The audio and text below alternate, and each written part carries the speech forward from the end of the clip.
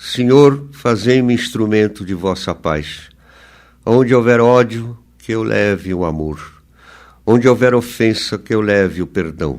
Onde houver discórdia, que eu leve a união. Onde houver dúvida, que eu leve a fé. Onde houver erro, que eu leve a verdade. Onde houver desespero, que eu leve a esperança. Onde houver tristeza, que eu leve a alegria.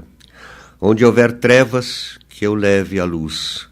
Ó Mestre, fazei que eu procure mais consolar que ser consolado, compreender que ser compreendido, amar que ser amado, pois é dando que se recebe, é perdoando que se é perdoado, e é morrendo que se vive para a vida eterna.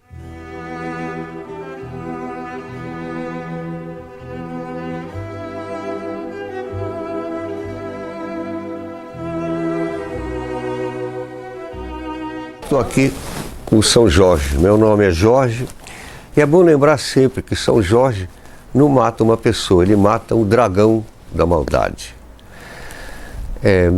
Eu nasci em 41, um mês depois que meus pais chegaram fugidos do Holocausto. E meu pai, inclusive, era da resistência judaica e trabalhou muito para que o Brasil entrasse na guerra. Foi o único país da América Latina que participou da Segunda Guerra Mundial, foi importantíssimo para esmigalhar os nazistas. Minha mãe ficou muito traumatizada, que a família dela foi exterminada, e meu pai também, mas ela não pôde ficar muito comigo nos meus primeiros anos de vida. Então, dos 1 aos 7 anos, eu tinha uma babá, que era filha de santo, e eu ficava nos braços dela.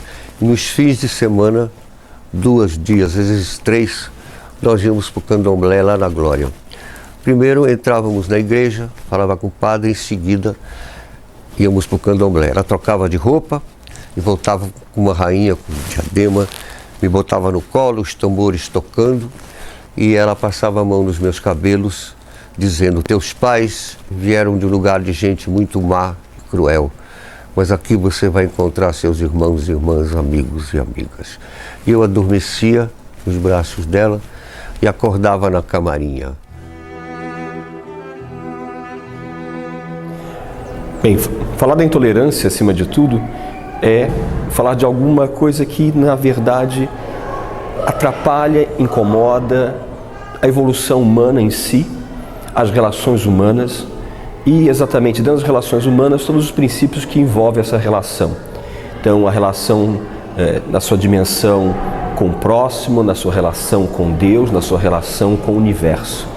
Então, ser intolerante é aquele que não se abre ao outro, é aquele que não se abre, então, ao sagrado, é aquele que não se abre também à relação com a natureza. Ele é intolerante, ele não tolera.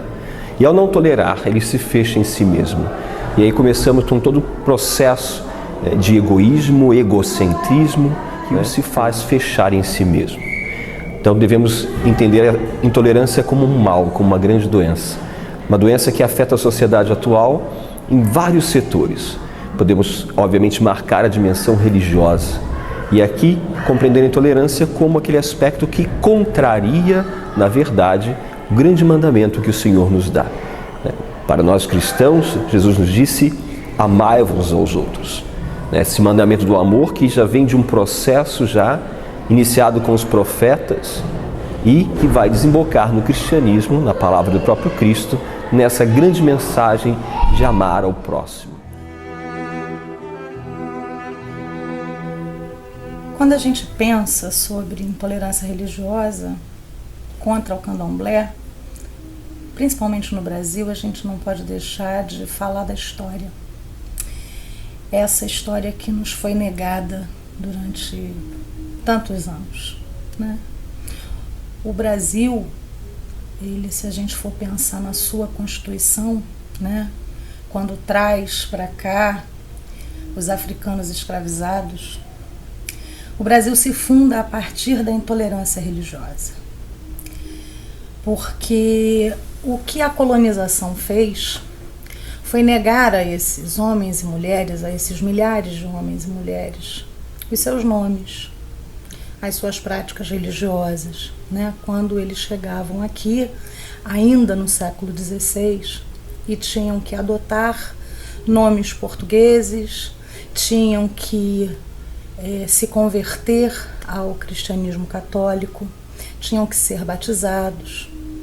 E a essas pessoas, que são os nossos ancestrais, né, que foram as pessoas que trouxeram as suas práticas litúrgicas, religiosas e culturais de África, essas pessoas não eram sequer reconhecidas como pessoas, né?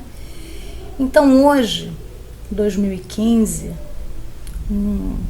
515 anos depois da invasão portuguesa ao Brasil, a gente ainda percebe o quanto que essa prática se perpetuou, né?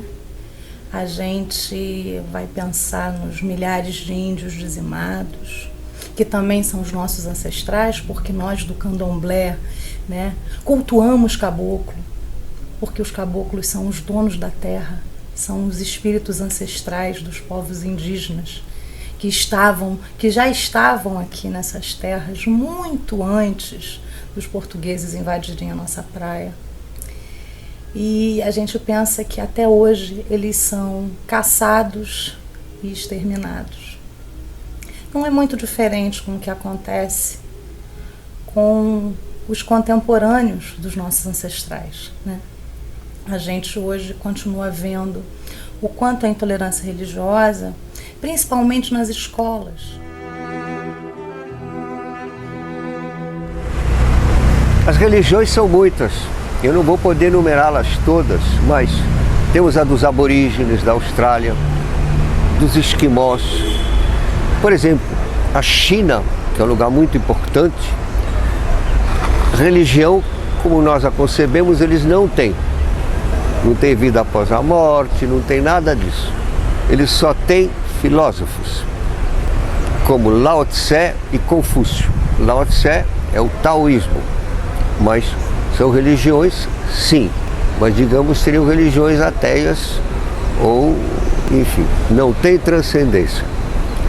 A Índia, por exemplo, da qual já foi citado o budismo, no entanto, a Índia tem milhares de religiões. Há até um fato, um hindu diz, cada hindu é uma religião, o outro diz que nada, cada hindu é 1000 religiões. Mas as religiões predominantes da Índia são as de Kali e Shiva,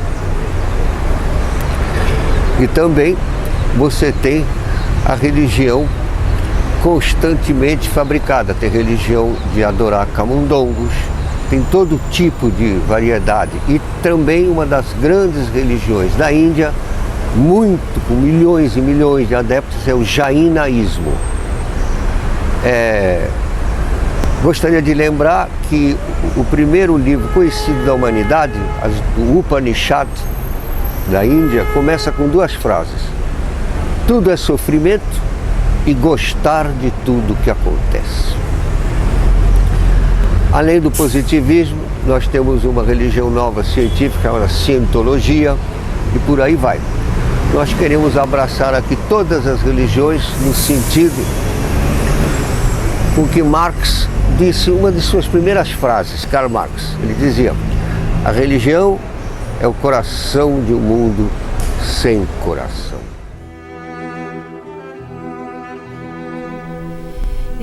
Ser candomblecista no Brasil hoje é um desafio de todos os dias. As nossas práticas são demonizadas. Hoje no Brasil a gente vê uma série de pretensões legais para inibir o nosso culto, como, por exemplo, uma das questões mais espinhosas de tratar, que é o sacrifício de animais, por exemplo, nos nossos rituais. Né? Nós sacrificamos animais para comê-los. E hoje é como se alguém comesse animal vivo, né? Ninguém come animal vivo. As pessoas comem carne e de abate. E os abates que acontecem nos matadouros, Brasil afora, são extremamente cruéis com os animais. Na nossa prática, que é uma prática ancestral, milenar, né, nós sacrificamos o animal para comê-lo, porque é assim que a gente distribui o axé. E essa é uma prática criminalizada hoje, que você vai ver as bancadas, né, essas grandes bancadas evangélicas tentando criminalizar essa prática, que é uma prática que a minha mãe fazia, a minha avó fazia, porque antigamente a gente não comprava frango na prateleira do supermercado. Né? Eu sou do tempo que a gente ainda, até para comer normalmente, a gente tinha que matar a galinha em casa, depenar. E isso sempre foi uma prática. E que hoje a gente vê com esse avanço do neopentecostalismo no Brasil, e que é um avanço que não é só no Brasil, é mundial. A gente vê uma grande onda de autoritarismo, de totalitarismos, né, de fundamentalismos religiosos no Brasil, no mundo inteiro.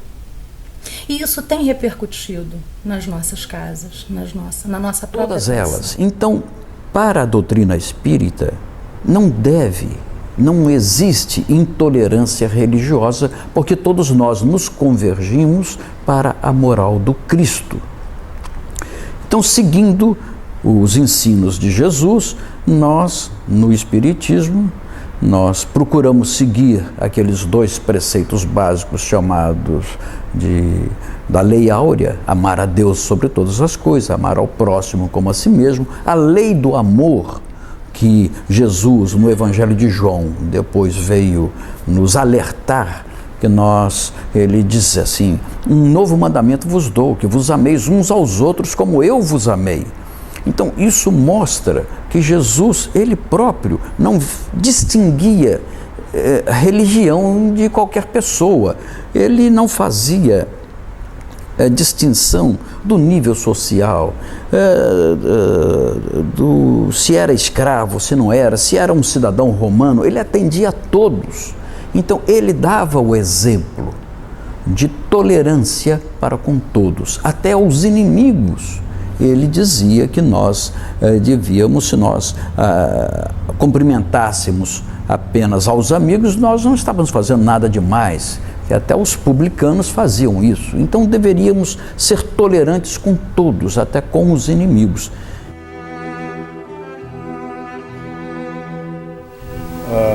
É muito importante a não imposição das religiões, a não coação, evitar a violência ou querer converter as pessoas pelo medo, pela ameaça ou mesmo pelo crime.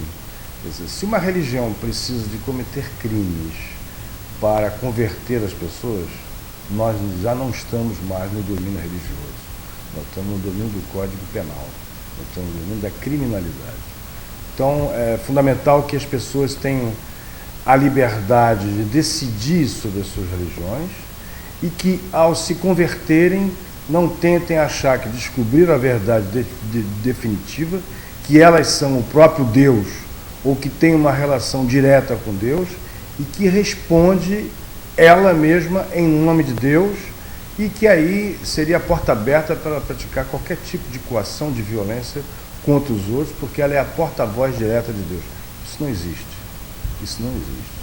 Então, o fundamental é que a pessoa se converta e tenha absoluto respeito, absoluta humildade de ver que as pessoas têm outras religiões, como ela teve também. Tem gente que está numa religião e migra para outra, e de repente está numa terceira ou numa quarta.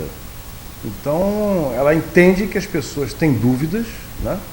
E que então ela pode hoje estar numa religião, amanhã noutra, ou então decidir ficar numa só e ser respeitada por isso e respeitar os outros, né? E não perturbar a ordem pública, a ordem social, né?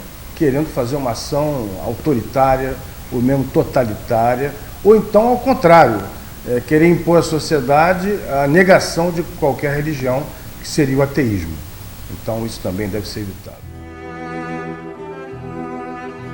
Então, do ponto de vista do budismo Nichiren Daishonin, ao qual a ABSGI está associada, o fundamental é a busca de um diálogo interreligioso, onde existe um reconhecimento prévio da legitimidade de todas as formas de vínculo, né, portanto de religiosidade, né, de vínculo e de construção de sentido da vida, que é justamente aquilo que tem faltado hoje no mundo, né?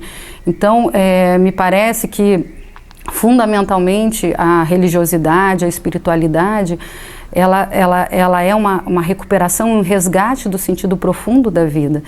E aquilo que se opõe a isso não é tanto outras formas de religiosidade, mas a falta de, né, o fato de a apatia, a impotência, a intolerância são formas de ausência de vida, ausência de sentido. E uma tentativa de se impor a partir da anulação do outro, da anulação da diferença. Né? É isso que constitui a intolerância e não outras formas de religiosidade que de uma maneira ou de outra estão sempre buscando esse resgate de uma vida significativa. Então, o que a BSGI procura fazer o tempo inteiro é trabalhar a partir de um diálogo, né, respeitando essas diferentes formas de relação com a vida, né, e com uma vida significativa, imaginando que é através dessa partilha que se é capaz de construir um grande painel, né, de diferentes manifestações que combatam essa intolerância fruto de uma impotência, né?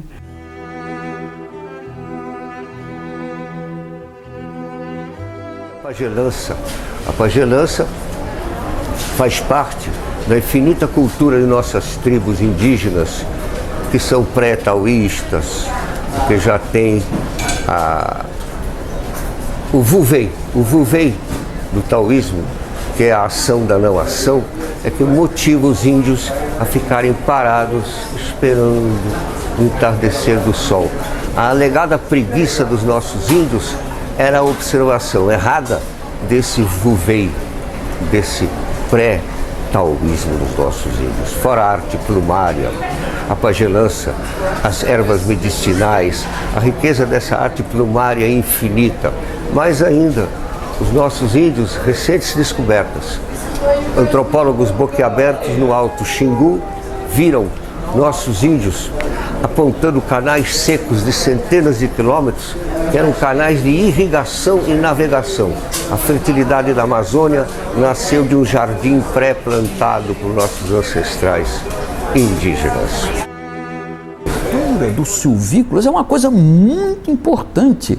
Esses silvícolas situados ou aqui no Novo Mundo, na América do Norte, aqui no nosso Brasil, como também na África. A cultura africana sobre essa comunicabilidade de vivos e mortos e que os escravos trouxeram para o Brasil mostra o grau de desenvolvimento deles em relação a esse intercâmbio entre vivos e mortos. E isso é muito importante. Aqui, no encontro com a religião dominante à época, que era o catolicismo, quando os portugueses aqui chegaram, deu essa mistura da Umbanda e com diversos ramos. Então, são culturas que têm que ser respeitadas, entendidas.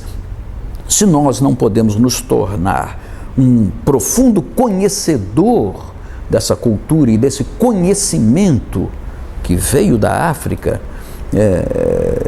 nós temos, no mínimo, que respeitar.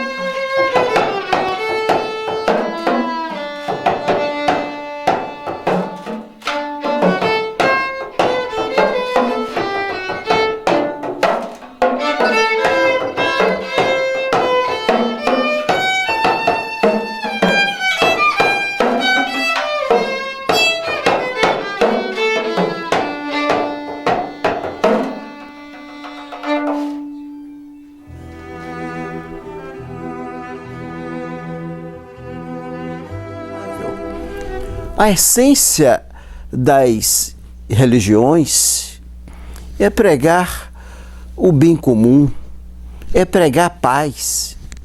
A essência da religião é exatamente fazer essa intermediação entre o homem e a força superior, Deus. Mas nós vivemos hoje em uma cultura onde me parece que a questão comercial está envolvida nesse setor e cada um querendo tirar vantagem. Há um proselitismo religioso baseado em teorias como a teoria da prosperidade, e assim nós estamos convivendo momentos difíceis com essa temática. Eu diria até que me sinto envergonhado de estar aqui tratando dessa matéria, porque eu acho que a intolerância, seja ela religiosa ou não, é muito ruim. Nós devemos ser tolerantes. Nós, protestantes, pregamos isso, vivemos isso. Então não aceitamos a intolerância por parte de A ou de B. Nós batistas temos uma caminhada histórica irretocável nesse sentido. Mesmo na época da perseguição, e houve isso em vários estados da federação, a nossa reação era extremamente diferente, porque nós acreditamos na palavra de Deus, nós procuramos interpretar à luz, evidentemente, do nosso conhecimento teológico, e por isso procuramos fazer a coisa da maneira sadia, da maneira ordeira, onde a paz possa reinar. Fora disso, eu diria que é de procedência maligna. E hoje há vários movimentos de matrizes diferenciadas que não aceitam conviver com o indiferente. Não aceitam conviver com aqueles que pensam diferente. E por isso nós temos tido quase que uma guerra. A instrumentalização, então, do sagrado é um grande problema da intolerância, onde eu vou buscar, na verdade, argumentos, desculpas, manipulação da palavra sagrada para justificar a minha raiva, o meu ódio, a minha fobia. Na verdade, aqui devemos compreender a necessidade, então, de uma conversão, de uma transformação, de uma abertura, para então entender o valor do respeito, o respeito ao outro. Sempre brinco com as crianças dizendo, nós olharmos as nossas mãos, né? São 5 dedos. 5 dedos totalmente diferentes, o mais alto, o mais baixo, o menor, o maior. Cada qual tem uma digital que marca a sua característica, a sua identidade, a sua unicidade, mas todos trabalham juntos. E aqui é o desafio. Embora diferentes, embora cada qual com o seu dom, com o seu tamanho, mas trabalham juntos. E a humanidade só vai entender exatamente o grande valor da criação de Deus é a diversidade. É porque somos diferentes, não porque somos iguais. O Papa João Paulo II fez lá atrás uma reunião em Assis com os líderes das maiores religiões, ao chamado Decálogo de Assis. Então são 10 pontos onde as maiores religiões do mundo se uniram, através de seus maiores líderes, dizendo quais os pontos de união entre todas as religiões. Saiu disso, você já está num domínio muito perigoso, entende? Então, a defesa da vida, a proteção da vida, a proteção de respeitar uma outra opinião, etc. Você não é obrigado a concordar. Então, o ecumenismo não é você acabar com a sua religião em benefício de uma coisa abstrata que não é nada. Não é assim. Você tem o direito à sua identidade religiosa, ser respeitado na sua identidade religiosa, mas não significa que você não tenha diálogo com todas as outras religiões. O diálogo é fundamental e que cada uma preserve a sua identidade. Sei que existo em plena solidão, por isto me alisto na escola do perdão, e da luz que brilha destas páginas sinto Jesus que enxuga as minhas lágrimas. E da luz que brilha destas páginas sinto Jesus que enxuga as minhas lágrimas. E os judeus viveram, né, tem na sua história assim, uma relação muito grande com essa questão, porque os judeus viveram como minoria, né, e é muito comum você ter a intolerância associada com a ideia do diferente, daquele que não acompanha, digamos assim, a linguagem ou a religião da maioria. E de certa forma, eu acho que é uma grande tristeza, porque é um contrassenso a qualquer religião, a intolerância, porque as religiões, elas são basicamente construídas em torno da ideia de um olhar para a vida compassivo, né? Elas atribuem ordem ao universo, né? Elas se constroem todas. Na verdade, as religiões, elas são uma grande, talvez a grande bandeira da humanidade, dizendo que existe uma ordem no universo. A gente tem desde os cientistas se perguntando se o universo é amigável, né? Se o universo não é o que ele parece mesmo, que é um lugar frio, né? Digamos assim, desordenado, caótico, no sentido de que não existe nenhum propósito, nenhum sentido. E as religiões, basicamente, elas sempre construíram isso, de que há uma ordem, há um criador, né? Para algumas de uma forma ou de outra, mas é sempre com essa noção de que há algum estabelecimento de ordem. Então, assim, é quase um contrassenso que as religiões, elas acabem ocupando esse lugar de competitividade ou de não aceitação de outras religiões. Em parte, isso vem do fato, e a própria tradição judaica também nasceu assim, de que antigamente as religiões eram associadas a um Estado, né? Era um grupo, um povo, uma tribo que tinha uma cultura religiosa, e isso estabelecia essas diferenças, né? Mas no mundo de hoje, onde as religiões mais e mais elas representam essa conexão, essa reconexão que a gente costuma dizer com o sagrado, né? Me parece realmente um contrassenso a existência dessa intolerância. Eu consigo entender que toda a tradição religiosa, ela é uma identidade, né? E assim como você vai encontrar em grupos que têm identidades, a gente pode ir para um lugar até muito mundano, que é um time de futebol, né? Se você tem um time, você acaba adquirindo toda uma relação de identidade com aquele time. E a gente tem que estar o tempo todo alentando, principalmente a juventude, de que essa identidade, ela não pode ser nunca uma identidade em que a ideia do jogo, né, que é uma ideia de disputa fraternal dentro de parâmetros que são de jogar é brincar, e as pessoas às vezes se esquecem disso, e a camisa do time passa a ser a identidade como se fosse um exército contra o outro. Quero falar da religião muçulmana, ela é importantíssima. Sem o califado de Bagdá, nós não teríamos internet, celular, telescópio, nada.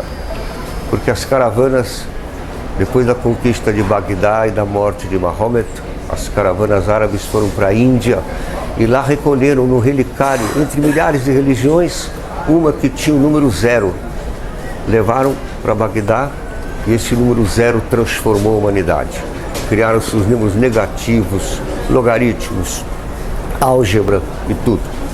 Fora que a cultura muçulmana, com as 1001 Noites de Bagdá, criou todos os estilos literários do Ocidente. Realismo, surrealismo, impressionismo, expressionismo, tudo 250 anos antes.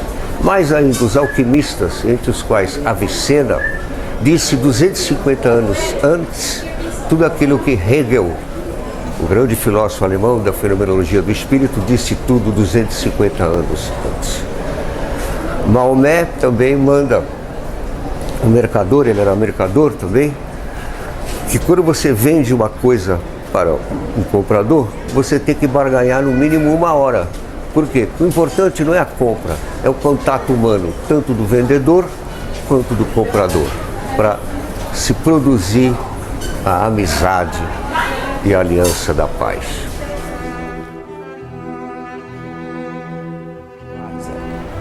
Intolerância, para mim, significa nada, porque o que nós temos no dia de hoje é tolerância. Temos que ter tolerância sobre as religiões, sobre a escolha de tudo na vida. Infelizmente, hoje, até a própria mídia está propagando muito esse negócio de intolerância. Há muito tempo, desde o tempo dos escravos, que nós, religiosos, principalmente espíritas, umbandistas, temos tolerado humilhações, discriminações. O que o nosso povo brasileiro tem que ter consciência é não discriminar, seja religião, seja opção sexual, seja a cor. Porque dentro da espiritualidade, dentro do nosso Pai Maior que ensina todas as religiões que são iguais, temos que ter só um caminhamento, o amor ao próximo. E isso está faltando no nosso povo, o amor ao próximo, a educação. Culpo também alguns religiosos que não dão educação aos seus seguidores e também alguns pais. Se viesse educação pela opção religiosa ou sexual de qualquer um ensinamento desde o jovem, da criança, estaríamos chegando onde chegou hoje, porque hoje estão fazendo disso uma propaganda até eleitoral e está botando nas costas das religiões. Não tenho nada contra nenhuma religião. A nossa religião a maior é o catolicismo, e a Umbanda veio do catolicismo, que foi a junção dos negros que, quando colonizaram o nosso país, não puderam simplesmente cultuar o candomblé. Então fizeram o que? O sincretismo pelos santos católicos. Tanto que na Umbanda, você entra, nós temos um gongá e a imagem de santos católicos. Então nós respeitamos todas as religiões, o catolicismo, e por que não ser respeitados? Hoje está tendo mundialmente aí uma briga religiosa.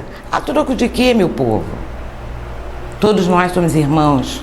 A nossa religião, como qualquer uma, sem nenhuma discriminação, só leva a um Pai Maior, um Deus. E esse Deus que nos ensinou a amar o próximo, sem nenhuma distinção, se é branco, negro, se é pobre, rico. Todos nós temos que ter a consciência da simplicidade do amor e a caridade. É isso que todos nós esperamos do povo, principalmente brasileiro.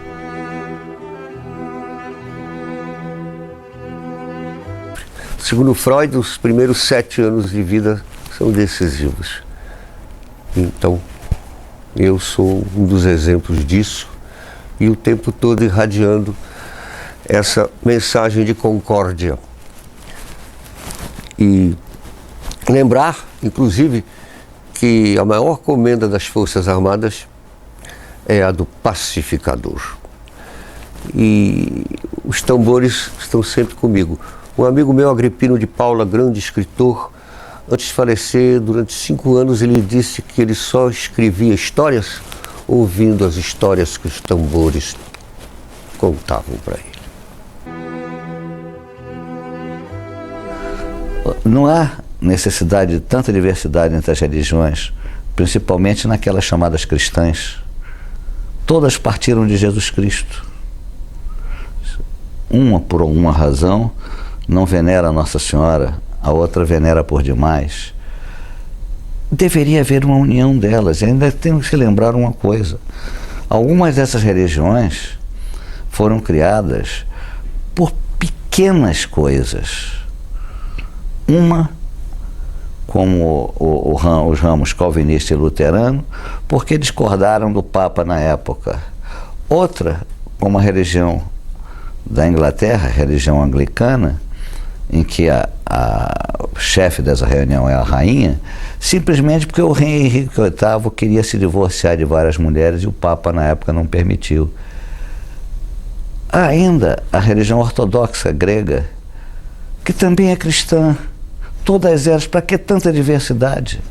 Por que haver intolerância religiosa, menos aquelas, como nós temos a divergência entre os árabes e os judeus? Também não havia necessidade disso. Deus e Alá são a mesma coisa.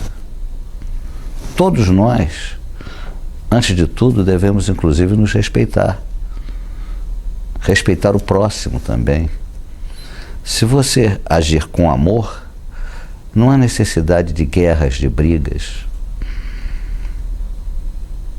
Que Deus, o Deus do cristianismo, o Deus do judaísmo, o Deus dos árabes, o Deus das religiões afro, lhe proteja.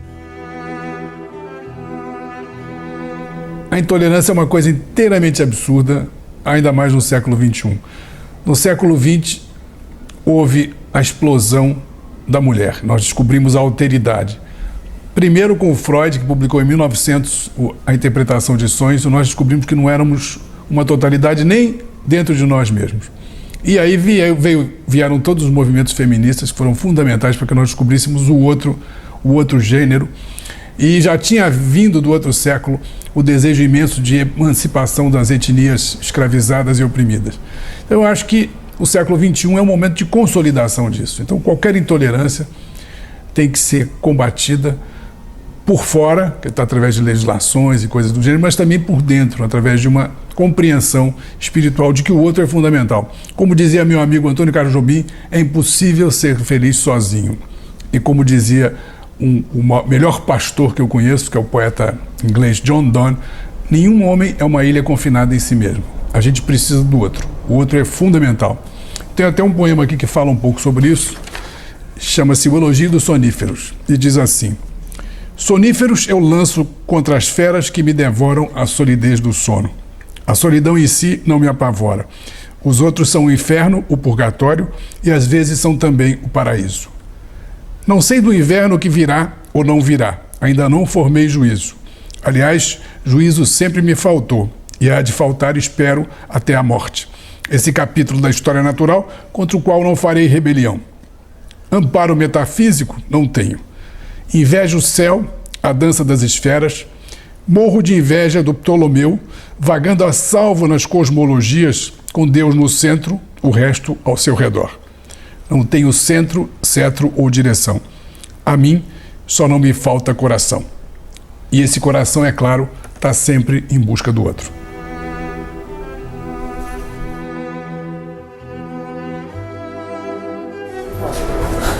Estamos aqui no Cristo Redentor do Rio de Janeiro.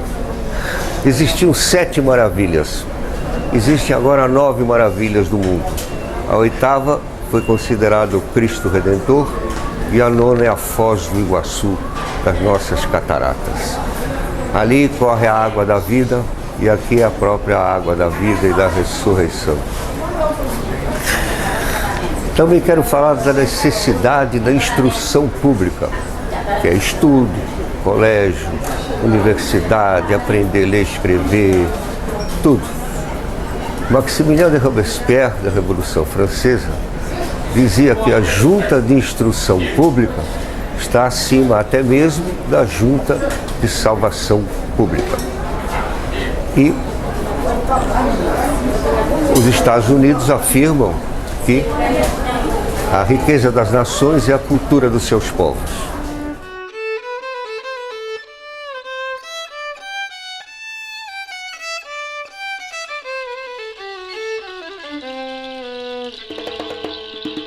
Quem é Dona Catulina?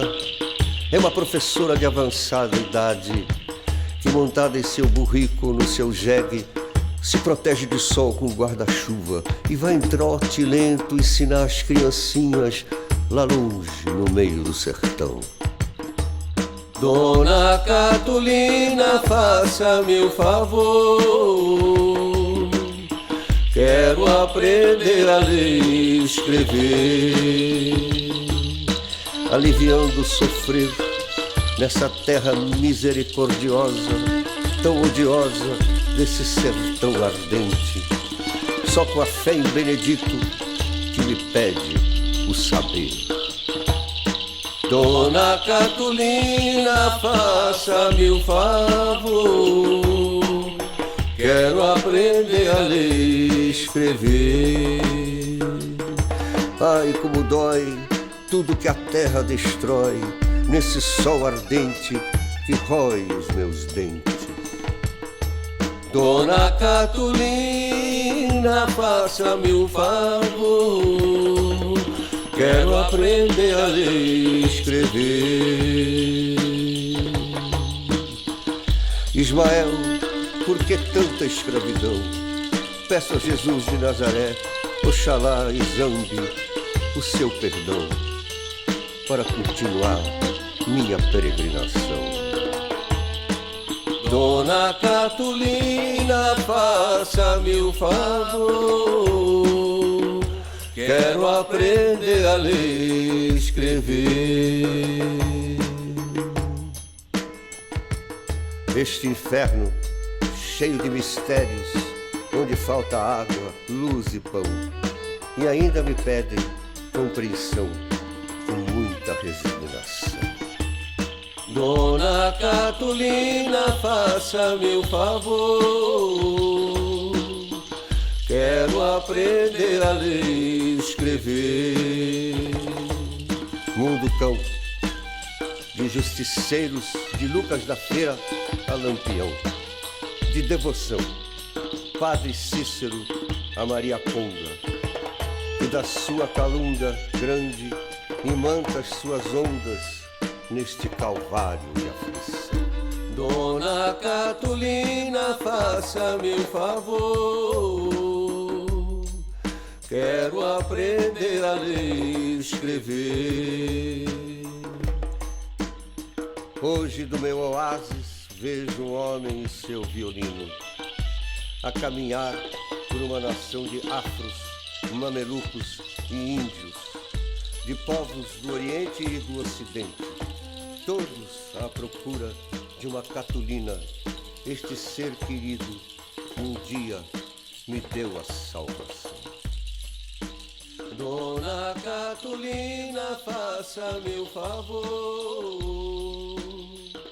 quero aprender a ler e escrever.